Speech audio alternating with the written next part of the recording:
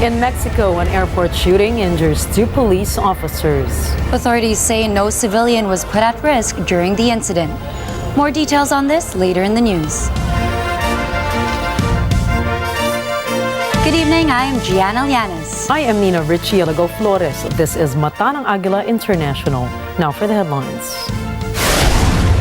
Philippines highlights its thriving digital economy in the 10th Asia Summit. President Ferdinand Marcos Jr. spends his 66th birthday in Singapore. China upgrades its bilateral ties with Venezuela. Death toll surges in Libya's flood disaster. And Qantas Airways is under fire for laying off thousands of employees.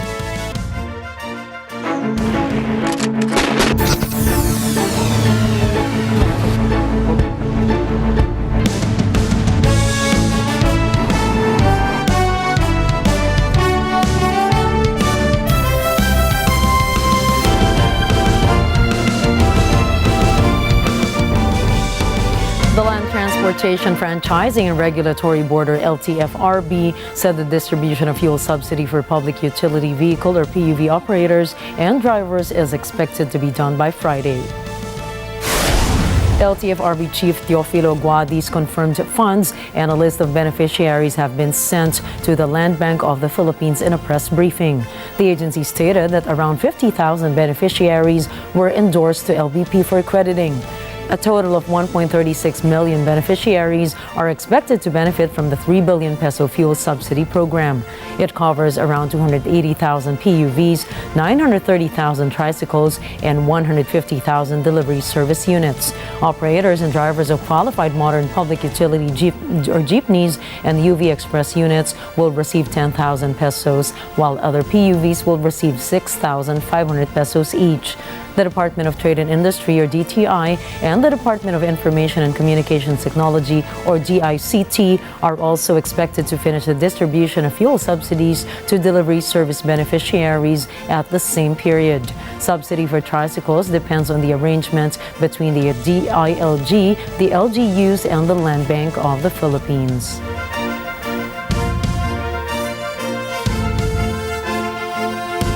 President Marcos Jr. has expressed his frustration over the delay in the printing and distribution of national ID cards. Ray Mark Sonaba reports.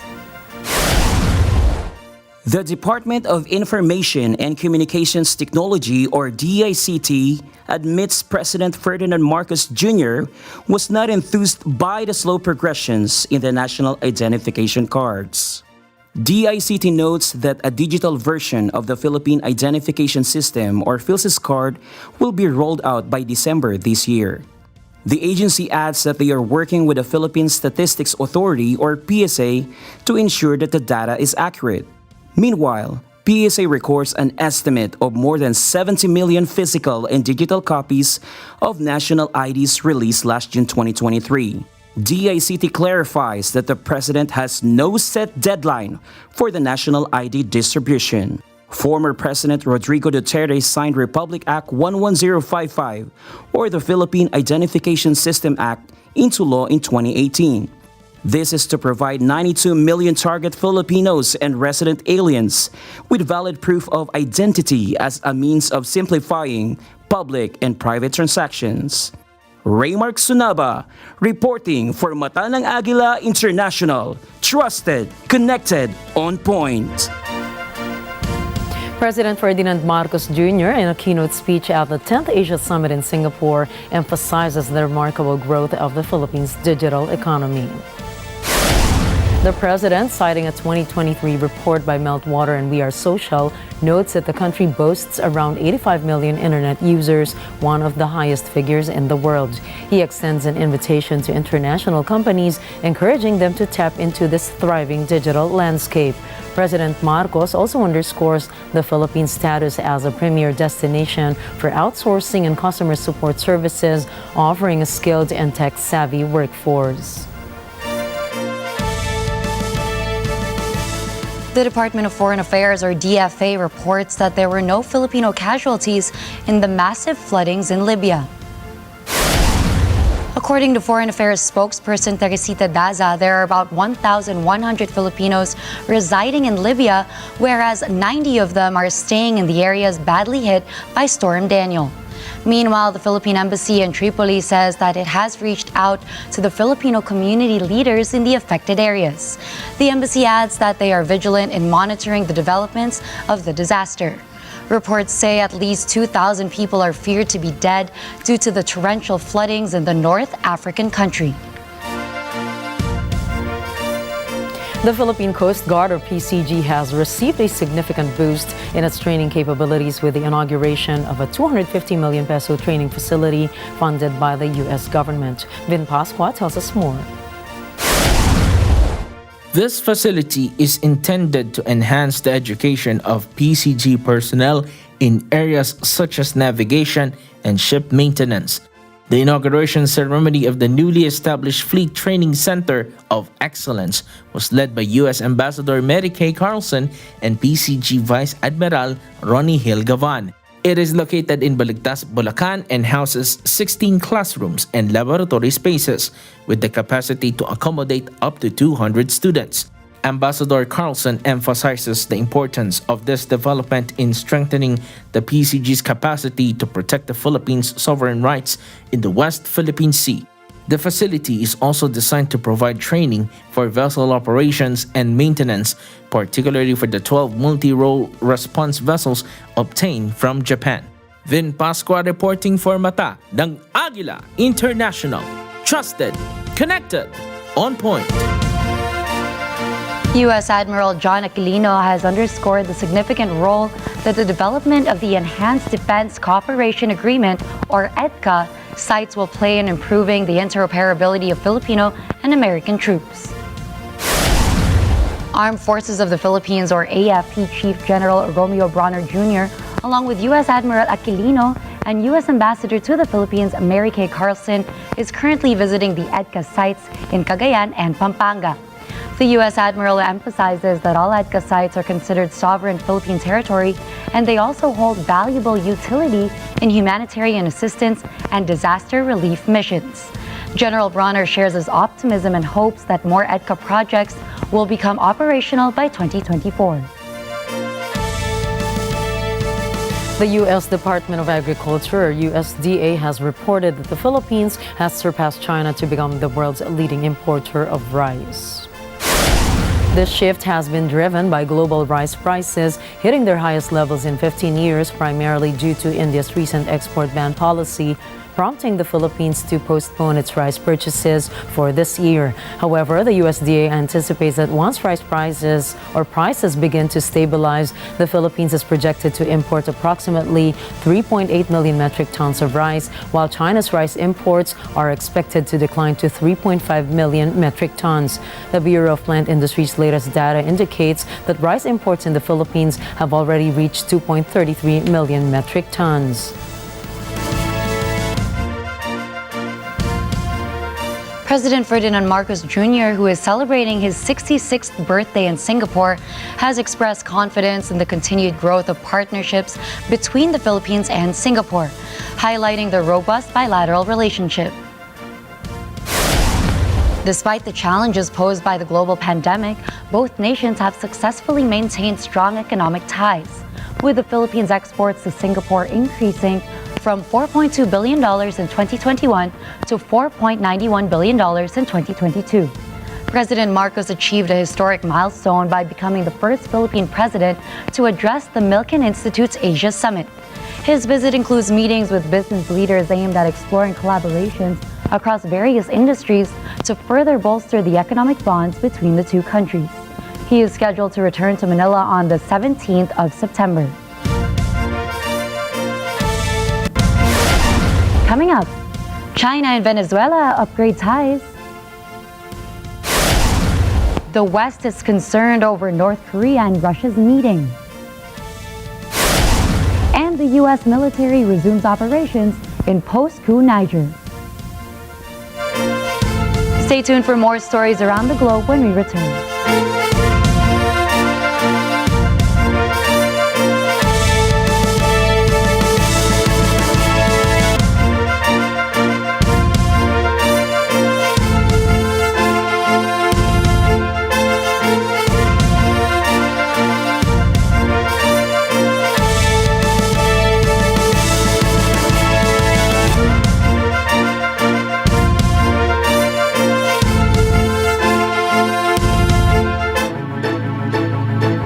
Subscribe mo? Promo!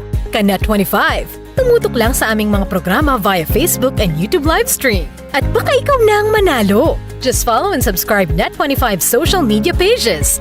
At abangan ang Flying Agila na may dalang promo sticker during live stream. Isend ang screenshot ng pag-subscribe at pag-follow together with the promo sticker sa Net25 Entertainment Facebook page with the following details. Linggo-linggo ay pipili tayo ng weekly winners na mananalo ng Net25 giveaways at isang monthly winner na mag-uuwi ng Samsung Galaxy S21. Ano pang hinihintay nyo? Tumutok na dahil subscribe mo, promo!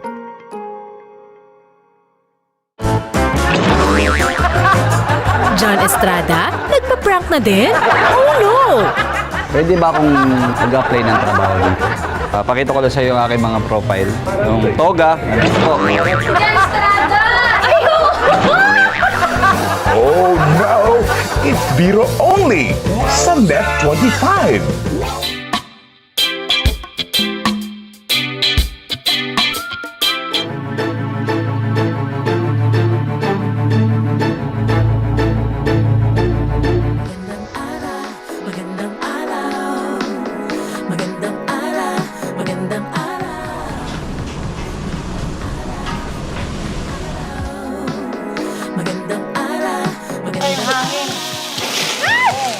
Ayun!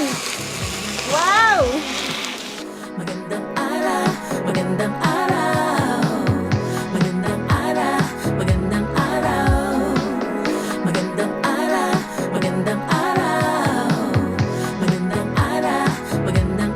In the mood for food with Ara and Whitney.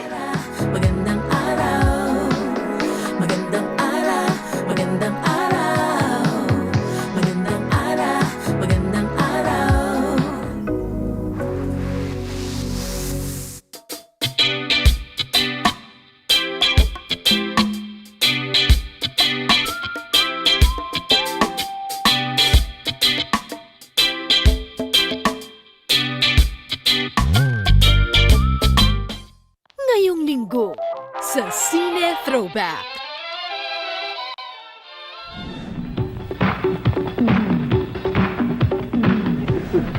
Ba't mo pinamigay yung kalabaw? Hindi naman natin yun ah. Kanya ako nga pinamigay eh. Manipis? Manipis. Oo nga, manipis. Manipis? Ayan, makapal. Superman! I am Superman! Ngayong linggo, alas 12 ng tanghali. Dito lang sa Net 25.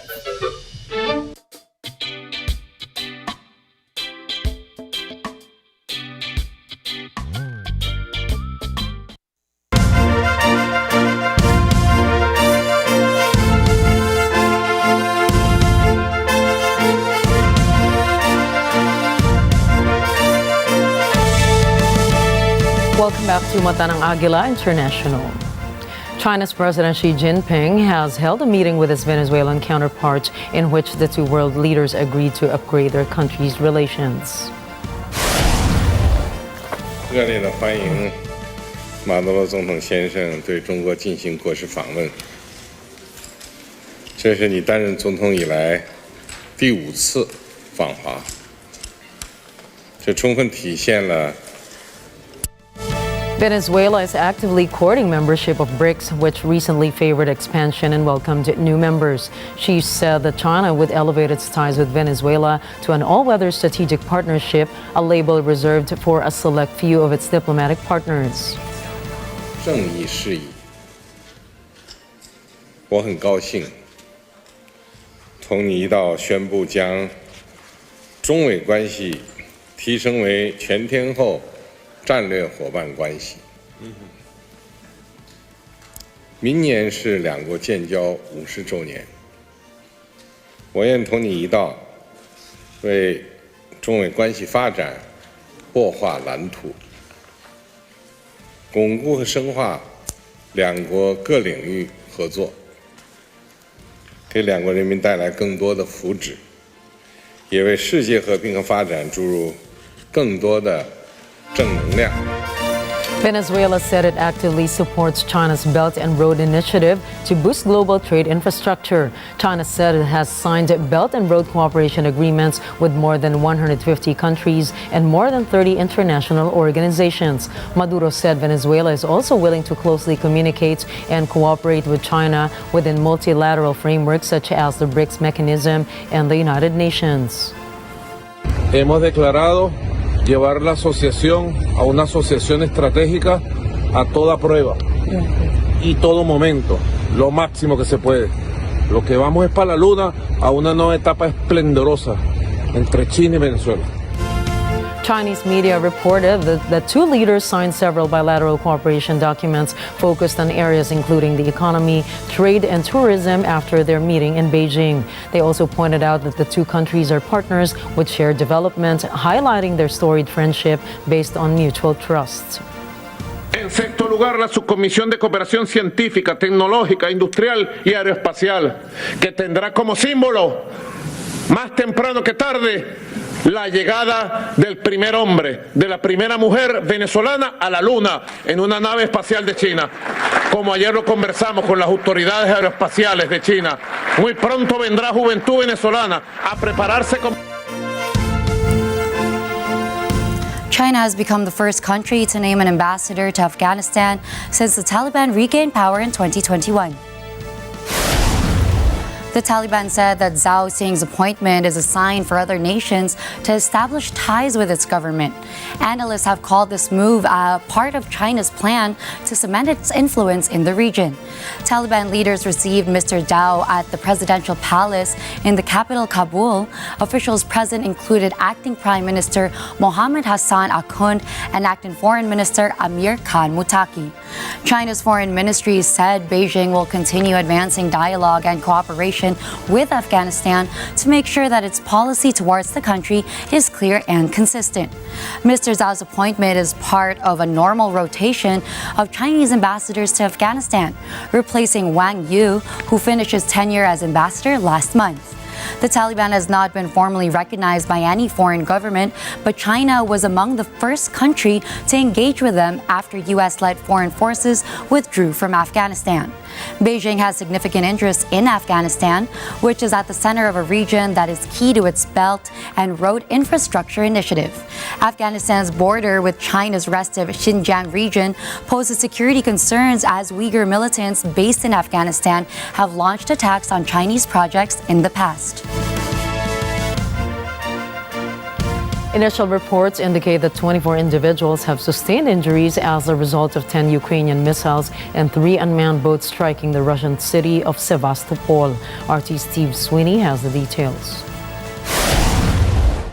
A shipbuilding plant has been struck. This is a plant that is essential for the repair of submarines and Russia's Black Sea fleet. The governor of Sevastopol is on the scene where emergency services are working to tackle what has been described as a huge blaze. Now, according to preliminary reports, at least 24 people have been wounded in that attack. Now, the Crimean bridge has been closed to traffic as a precautionary measure, but the governor says that civilian infrastructure is safe, that Russian air defenses worked to repel another incoming missiles that were launched at the Crimean Peninsula. Russian authorities say that the situation there is now under control, and the Defense Ministry have released this statement. Tonight, the Ukrainian armed forces launched a strike with 10 cruise missiles on a ship repair plant in the city of Sevastopol, while 3 Ukrainian unmanned boats attacked a group of Russian ships of the Black Sea Fleet at a sea crossing.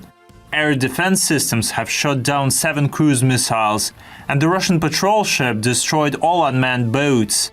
As a result of being hit by enemy cruise missiles, 2 ships undergoing repairs were damaged.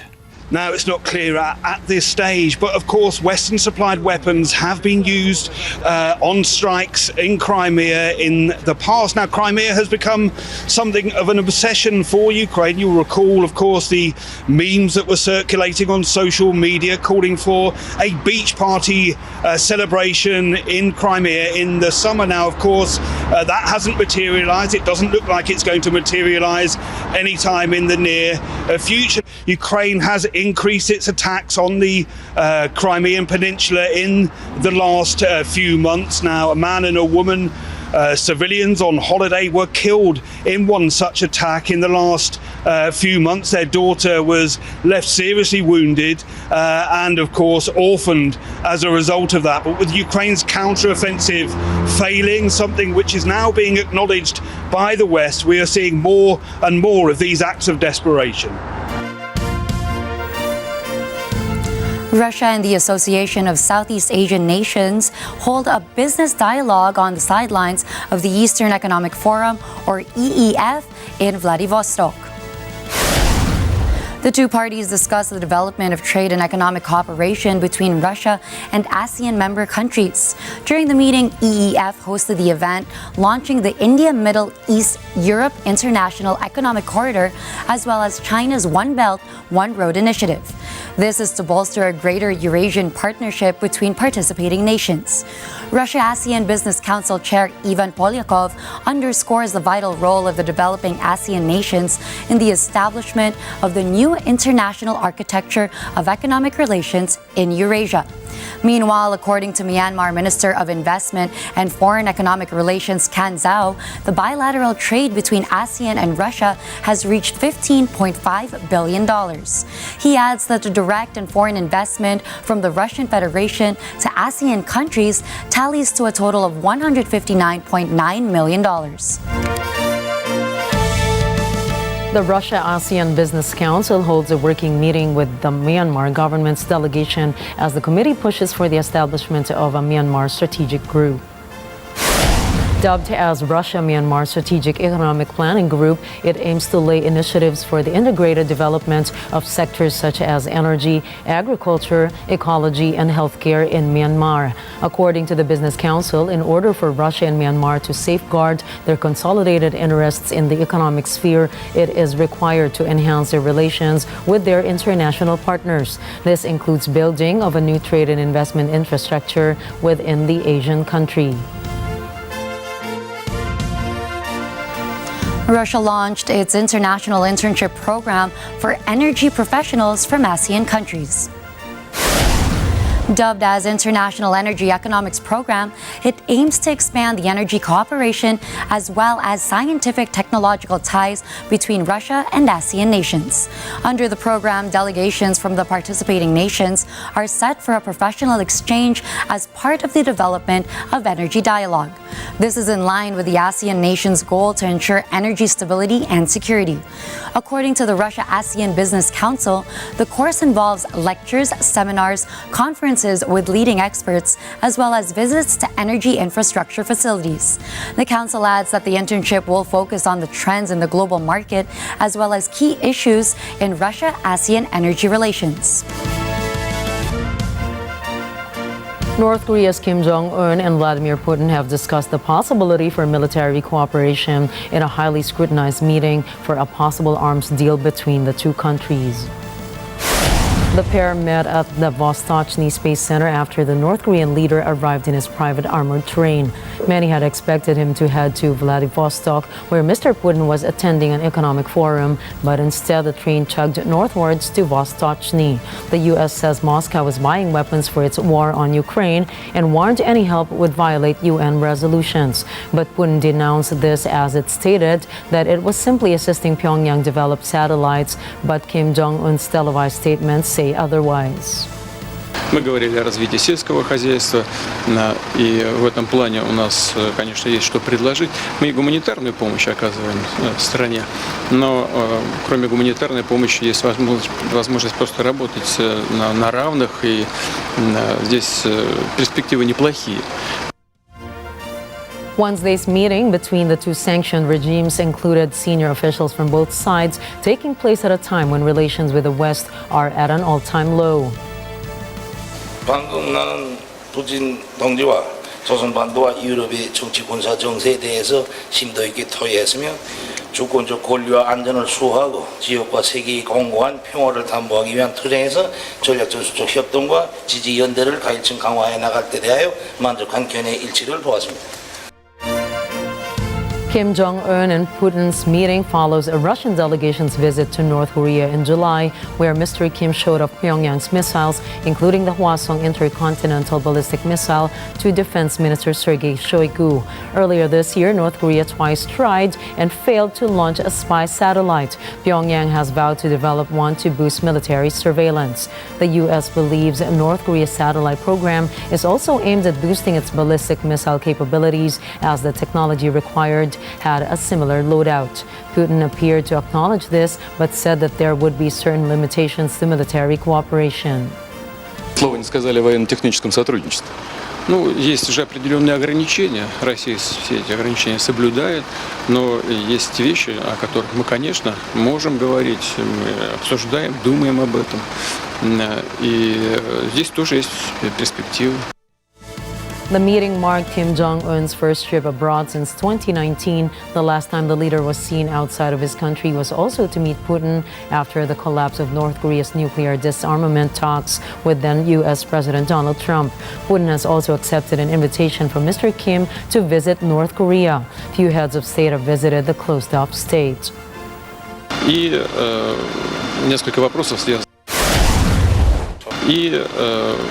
несколько вопросов связанных с экологией.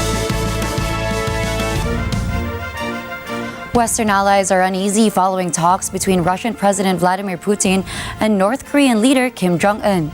Kim has vowed full support for Moscow following a 4-hour meeting the two held at Russia's spaceport in the country's far east. Thomas I. Likeness has that story. The big concern of the U.S. and South Korea is an arms deal in which Kim would supply weapons to Russia. U.S. State Department spokesman Matthew Miller says it's no secret the cupboards in Moscow's arsenal are bare, and Putin is looking for help to bolster his war effort in Ukraine. Possibilities of weapons flowing two different ways here, right? With respect to either direction, we would watch very closely and be concerned and will not hesitate to impose sanctions if and when it's appropriate. In return for armaments, it's likely Russia would agree to help North Korea develop military reconnaissance satellites. That's something that's been a failure so far for Kim. Putin did not deny that, saying that's why they came to the spaceport. Miller is troubled by that. I would say it is troubling when you see the Russians talking about cooperating with North Korea on programs that would violate UN Security Council resolutions that Russia itself voted for. United Nations Chief Antonio Guterres has weighed in on the issue. At a news conference, he reminded Putin to adhere to the sanctions his country voted for. Any form of cooperation of any country with North Korea must respect the sanctions regime that was imposed by the Security Council. Although Kim's visit with Putin is wrapped up, he will remain in Russia for another 2 days. During that time, he'll visit an aircraft plant and then travel to Vladivostok to have a first-hand look at Russia's Pacific Fleet. And for the foreseeable future, Western nations will be reading the diplomatic tea leaves in an effort to determine what this new alliance between Moscow and Pyongyang means for global stability. Thomas I. Likeness for Batanang Agila International. Trusted, connected, on point. The U.S. military has resumed its operations in Niger, including the use of drones and other aircraft, after a hiatus of over a month. Initially, these operations had been confined to military bases following the military takeover. U.S. General James Hecker reveals that negotiations with the military leaders of Niger led to the resumption of certain intelligence and surveillance missions. Niger has become a key regional outpost for the U.S. military, particularly for patrols involving armed drones and other activities aimed at countering fighters and rebels in West Africa. The region has witnessed a significant number of rebel attacks, with more than 1,800 reported in the first 6 months of the year, resulting in casualties of around 4,600 people. The United States Police has captured Brazilian murderer Danilo Cavalcante after a 2-week manhunt. The convicted murderer, who escaped a Pennsylvania prison nearly 2 weeks ago, was taken into custody on Wednesday morning, ending a manhunt that left the surrounding community gripped with fear. Pennsylvania State Police revealed the details of his arrest after he was dramatically nabbed in thick underbush by the K-9 unit in rural Pennsylvania. Cavalcante was sleeping when police found him lying on top of a rifle he had stolen from a nearby resident. Officers took Cavalcante by surprise as he tried to flee by crawling through thick underbrush with a rifle in his hand. A police dog was released and bit him, preventing Cavalcante from using the rifle, which police then took him into custody. Cavalcante, who had been convicted of murdering his girlfriend, had just begun his sentence on August 31st when he climbed over the prison wall and cleared 2 razor wire fences. He had raised the stakes by entering a private garage to steal a .22 caliber rifle with a scope, then dodging pistol gunfire from the pursuing homeowner to get away. It was not immediately clear, however, if the newly recaptured convict would face new charges in the United States, where he will be transferred to a state correctional institute to serve his life sentence. He did sustain a minor bite wound. We had medical personnel at the scene, and they took a look at that. Cavalcante was, as I said, taken into custody. He was transported to our Avondale station for further processing and interview, and he will ultimately be transferred to a state correctional institute where he will be housed and begin to serve his life sentence. For me, the biggest sense of relief is that no one in the community was harmed and no law enforcement officer was harmed either. So that's the win. Tech CEOs, including Elon Musk and Mark Zuckerberg, have convened in Capitol Hill, U.S., to present their plans and insights on artificial intelligence, or AI, as the nation works on drafting legislation to better regulate this rapidly advancing technology. The reason that I've been such an advocate for AI safety in advance of sort of anything terrible happening is that I think the consequences of AI going wrong are severe. So we have to be proactive rather than reactive. U.S. Senate Majority Leader Chuck Schumer played host to this panel of tech executives alongside labor and civil rights leaders during a series of so-called AI innovation forums. These forums aim to facilitate discussions between the government and tech leaders to establish safeguards and regulations for the technology. While the initial forum was held behind closed doors, Schumer has indicated that future panels may be open to the public.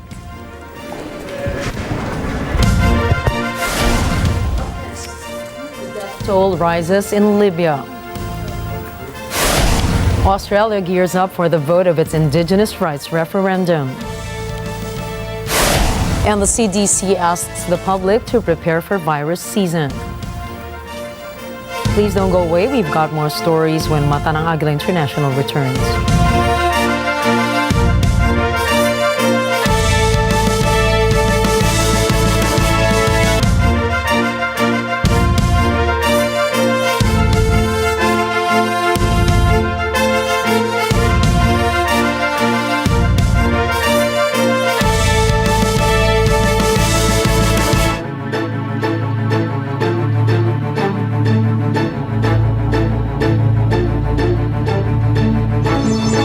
Check lang, mga Kanet 25. May pag-asa pa kayang maisaayos ang kalagayan ng PDLs? Yung nutritional needs po nung preso, PDL, obligasyon din po yan ng Estado. Pero kung 70 pesos, talagang kulang. Naku, malaki po ang epekto ng overcrowding sa security. What we call strain, mental strain and physical strain sa mga PDLs. Naniniwala ka bang napabayaan talaga ang bilibid? Ang pinakahuling kulungang pinagawa, 1973, ang tatay pa ng Pangulo ngayon. Ni President Marcos pa? Opo, kaya po 50 years po na pabayaan ang Bucor. Maisasaayos pa ba ang sistema sa loob ng bilibid? Mag-reality check tayo.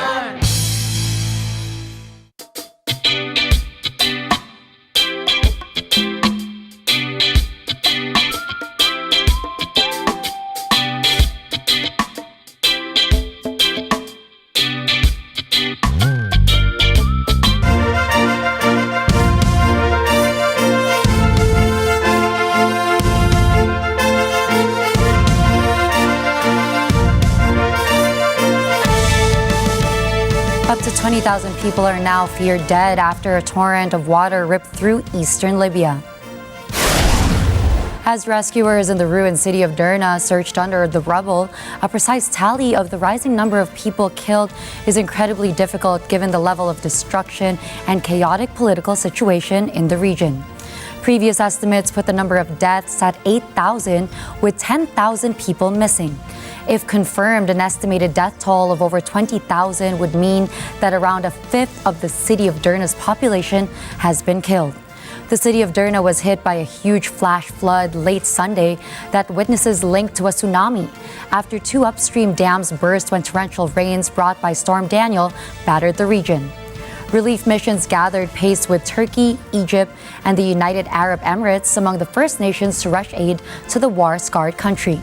The United Nations has pledged $10 million in support for survivors, including at least 30,000 people it said had been left homeless. Climate experts, meanwhile, have linked Libya's disaster to a combination of the impacts of a heating planet and the country's underinvestment in infrastructure. Australia is preparing to hold the most significant referendum on the rights of its indigenous population in 50 years. With the vote being less than a month away, the issue is already dividing the country. Catherine Ortula has the story. On October 14, Australians will vote on whether to write an Aboriginal and Torres Strait Islander voice to Parliament into its constitution. It would be an advisory body made up of Indigenous Australians, where they could give feedback to the government on policies affecting their people. Prime Minister Anthony Albanese picked up the proposal from a group of Indigenous elders and had assumed it would be a moment of unity for the country. Instead, it's opened up fractures, and polls now suggest the voice to Parliament is set for defeat in the face of strong opposition from Australia's centre-right and some Indigenous Australians themselves. With Indigenous communities still suffering far higher levels of premature death and mental health-related deaths than the wider population, supporters of the plan maintain it's their people's best hope in a long time to get a real say in policy making. There's a lot that comes with the outcome for Albanese, who has staked personal and political capital on the voice as a flagship reform of his first term. But, as always, the stakes are highest for Indigenous Australians who face shorter lives and lower incomes for the foreseeable future. Catherine Ortula for Mata ng Agila International. Trusted, connected, on point. A sign of the times that bushfire season is about to begin in Australia. Smoke-blanketed Sydney as a ring of controlled blazes burned the city's fringes. Emi Capilita Roja reports. Officials are preparing for the looming bushfire season here in Australia. Since July, some 30,000 hectares of undergrowth has been burned to reduce fuel loads ahead of risky bushfire conditions this summer.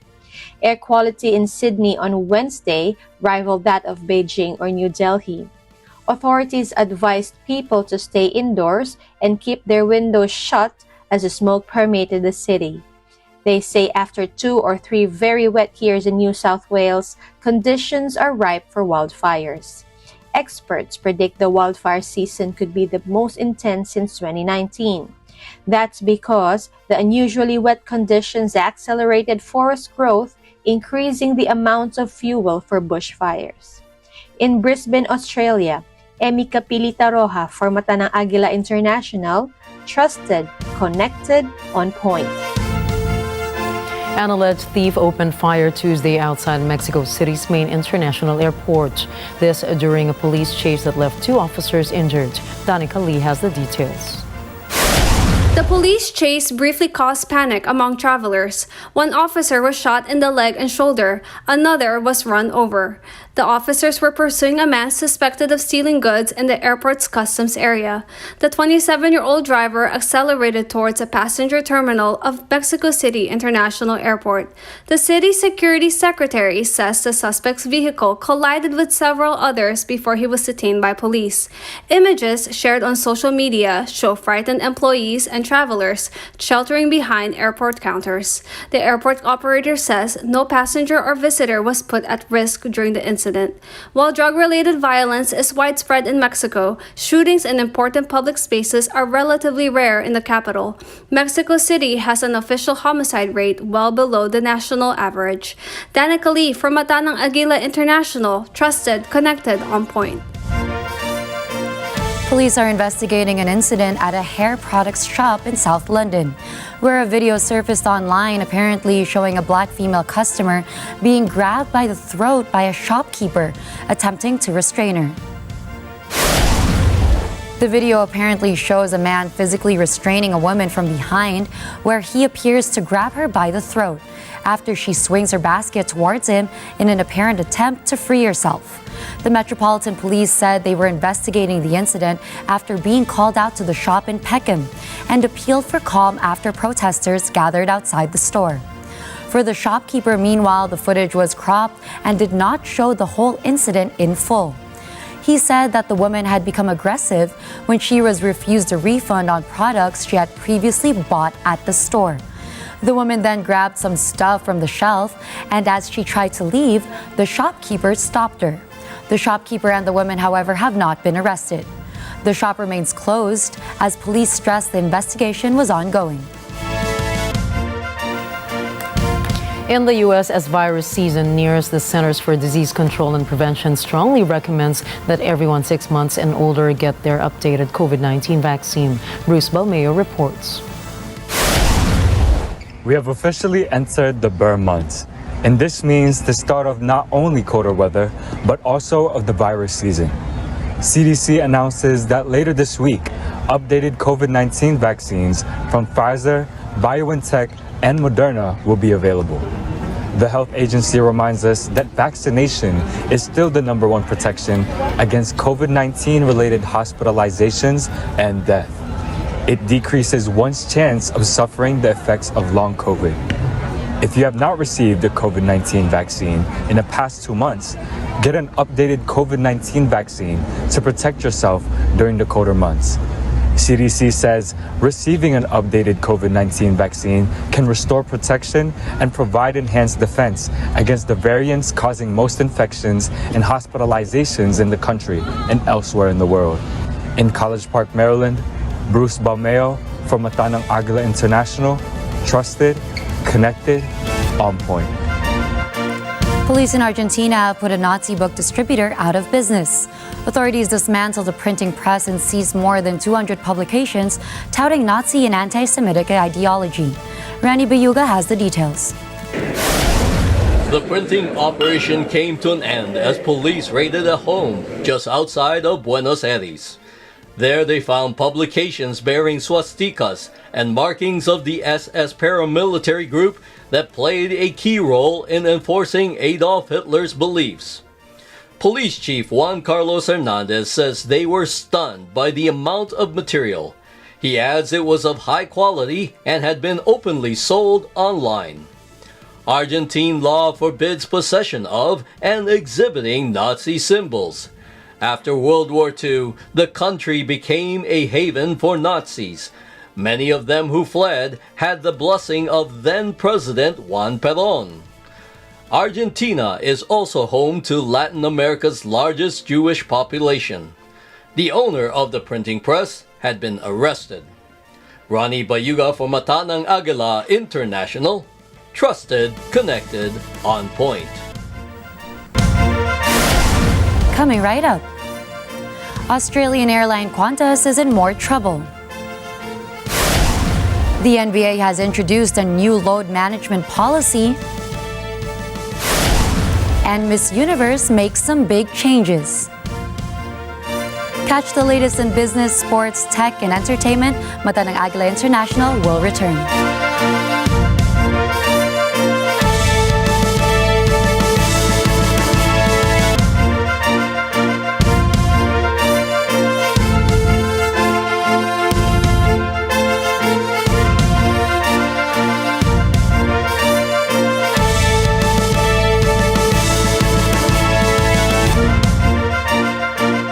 Net 25 is waving. have a glimpse of our shows.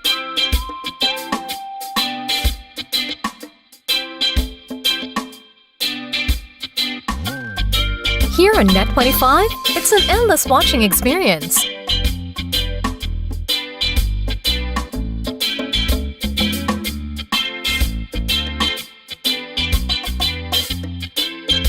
We're just a click away to Net Together.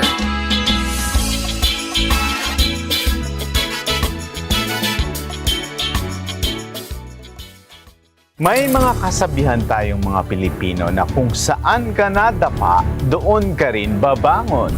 Ito ay marahil mapapatunayan sa kwento ng isang dating empleyado na sumubok sa negosyo. Nakarating sa tuktok ng tagumpay, naging bilyonaryo at isang araw nagising na wala na ang lahat ng kanyang pinaghirapan. Christina po shares her story of entrepreneurship and lessons in life that made her strong as steel to build the foundation of her new business, armed with believing in herself and the endless possibilities that life offers.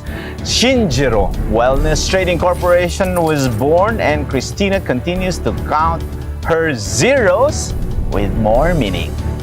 Open for business with Cesar Vallejos, Sunday, 9 p.m.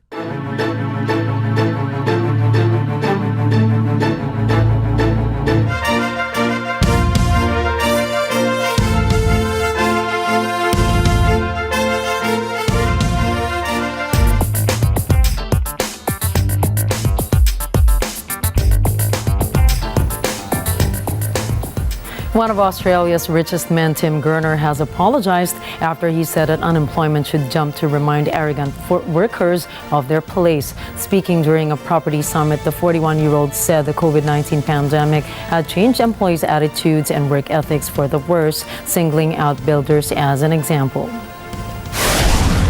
I think the problem that we've had is that we have people decided that they didn't really want to work so much anymore through COVID, and that has had a massive issue on productivity. Tradies have definitely pulled back on productivity. They have been paid a lot to do not too much in the last few years, and we need to see that change. He also stated, "We need to see pain in the economy for our people to advance." He has previously made headlines by suggesting young people cannot afford homes because they spend too much on avocado toast. Video of his comments has gone viral, attracting over 23 million views and strong criticism online. The gym owner turned a real estate mogul claimed that shift is hitting productivity in the sector, which combined with tougher regulations is fueling Australia's housing shortage. We need to see unemployment rise. Unemployment has to jump 40-50% in my view.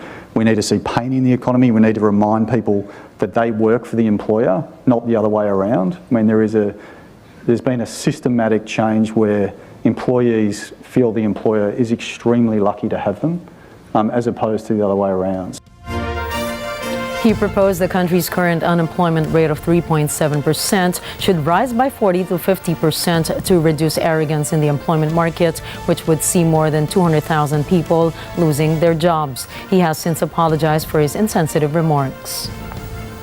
It's a dynamic that has to change. We've got to kill that attitude, and that has to come through hurting the economy, which is what the whole global, the world is trying to do. The governments around the world are trying to increase unemployment to get that to some sort of normality. And we're seeing it. I think every employer now is seeing it. I mean, there is definitely massive layoffs going off. People might not be talking about it, but people are definitely laying people off, and we're starting to see less arrogance in the employment market, and that has to continue because that will cascade across the cost balance.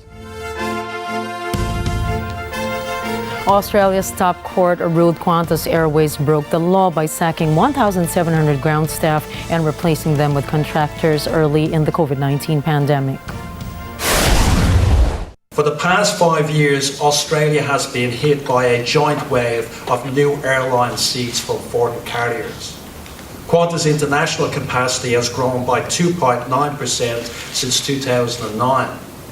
But competitor capacity into Australia has grown by a massive 46% over the same period, in contrast to the global growth rate of less than half of that amount. Today, I regret to announce that we will be reducing our employee numbers by the equivalent of 5,000 full-time staff over the next 3 years.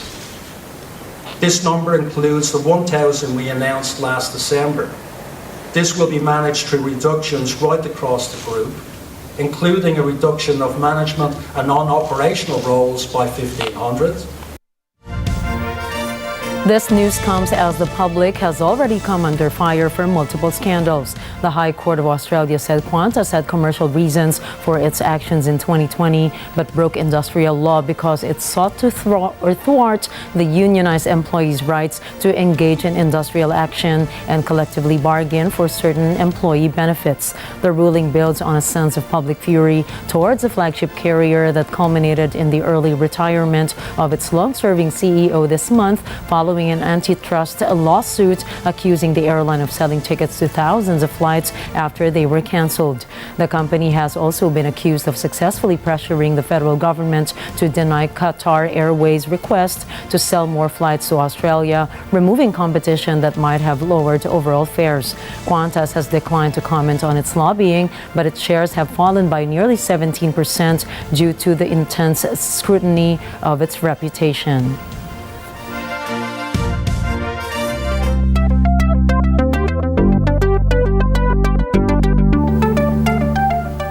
The world's third largest contract chip maker, GlobalFoundries, opens a $4 billion manufacturing plant in Singapore. This as part of a global expansion to help ease an industry supply crunch.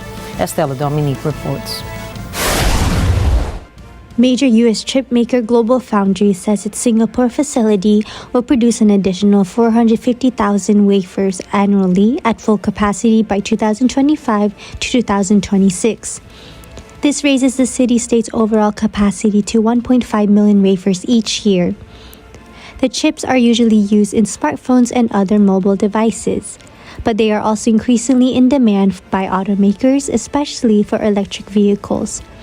This adds to the pressure to raise production. The firm's 23,000 square meter or 247,570 square foot Singapore facility will boost the company's global footprint. The firm also has plants in the US and Europe. Singapore's chip output currently makes up 11% of the global semiconductor market. According to World Semiconductor Trade Statistics, the global semiconductor market is predicted to experience a downturn of 10.3% this year. It will, however, recover in 2024 and grow 11.8%. Estela Dominique from Matanang Agila International, Trusted Connected, On Point.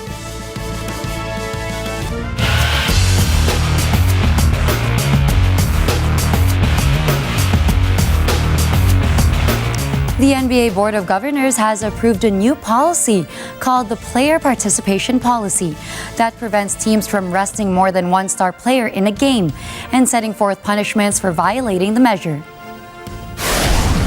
The new policy will replace the player resting policy, which will be implemented for the 2023 to 2024 season. NBA Commissioner Adam Silver said Executive Vice President of Basketball Operations Joe Dumars led the reset on the issue under discussion for the past year. Silver said the policy is meant to diminish terrible examples of resting or sitting out in the name of load management without understanding. The new policy also dictates that teams ensure the availability of star players for nationally televised games and for the in-season tournament. If resting a healthy player, teams must ensure that the player is present at the games and visible to fans. A star player, meanwhile, is defined as someone who made an all-star team or an all-NBA team in the past 3 seasons. The penalties for violating the policy are $100,000 for the first penalty, $250,000 for the second, and $1 million for subsequent violations. A group of team doctors and team scientists are working with the NBA to address when rest might be necessary and permitted. However, the new policy does include exceptions for injuries, personal reasons, and pre-approved back-to-back restrictions based on a player's age, career workload, or serious injury history.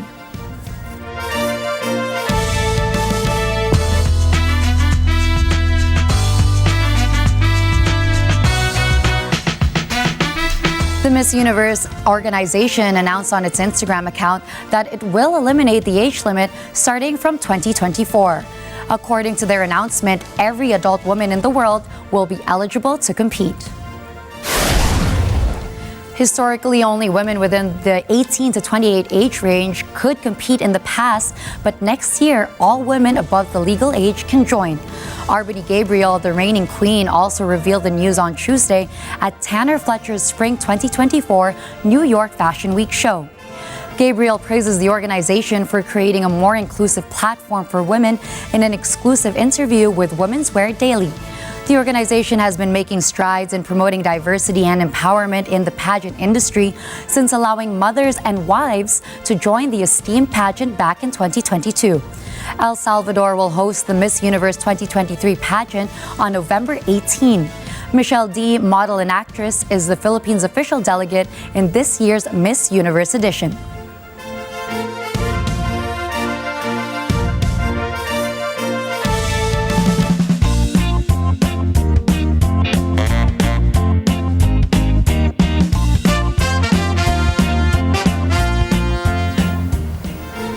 Wildlife project dubbed Quietude Cetacees has visited the French island of Réunion to capture exceptional sight of migrating humpback whales. This season comes with a migration of around 300 to 400 whales following the search of the animals for a mate and giving birth. The team is only provided for a passive observation enough to not disturb the whales. Wildlife organization Globis has set the Coastal Participatory Program to monitor as well as gather photo identification data on humpback whales. On a mis en place le programme participatif Caudal pour collecter le plus de données possibles de photo-identification sur les baleines à bosse. Il faut savoir qu'en fait les équipes de Globis ne sont pas tous les jours en mer malheureusement et en fait ce programme il permet de sensibiliser aussi les gens à toutes ces données de photo-identification et toute cette analyse scientifique qu'on fait derrière. Et les personnes... That's awesome. How cool that we're protecting our wildlife. Definitely. And to send you off tonight, here's a quote from the father of Microsoft himself, American philanthropist and investor Bill Gates. It's fine to celebrate success, but it is more important to heed the lessons of failure. I think we can also add it's easy to celebrate success, but facing our failures, it does get frightening. I think eventually we will get there. That's right. And if we ever learn from our failures, that I would call is success. The biggest success. And that's a wrap for tonight's news. Catch the latest updates on our social media channels. I am Gianna Llanes. I am Nina Richie Alagao-Flores. This is Mata ng Agila International, trusted, connected, on point.